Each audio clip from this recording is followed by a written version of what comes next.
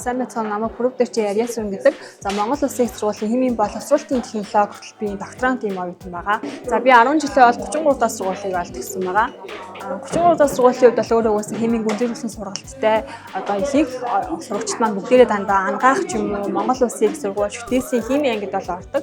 За миний анх одоо химийг сонгосон шалтгаан маань болохоор өөрөө ингээд бичлэг үзчихсэн химийн уруул явагдаж байгаа одоо жишээлбэл колбон дотор ийм усны одоо хатуулыг тодорхойлох шинжилгээний тийм бичлэг үзээд тэгээд үнэхээр сонирхолтой санагдчихсан. Яагаад гэвэл ингээд ганцхан одоо тусал одоо химийн байцны үр дүнд уруул явагдаад тухайн одоо уус мал маань өөр өнгөтэй болж ирснийг анхаарад үнэхээр сонирхолтой санагдаад химийн ангид бол орж ирсэн.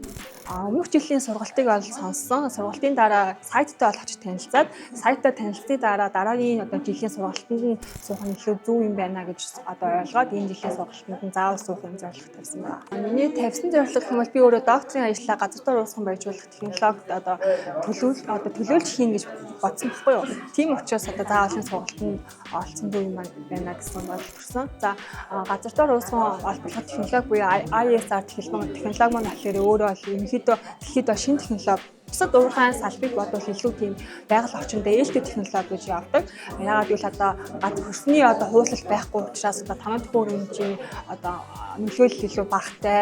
За мөн газар доор ингэж уусгаж байгаа болохоор эдийн засгийн хувьд үр ашигтай юм технологи учраас Монгол Улсын хувьд бол ийм шинэ технологиг одоо уулуурхайн салбартаа нэвтрүүлж байгаа маань болохоор өөрөө үнэхээр том ажил болж байгаа. ISR технологийн одоо үндсэн зарчмыг бол химийн талаас нь илүү сайн ойлгосон, мөн геологийн талаас нь ойлгосон.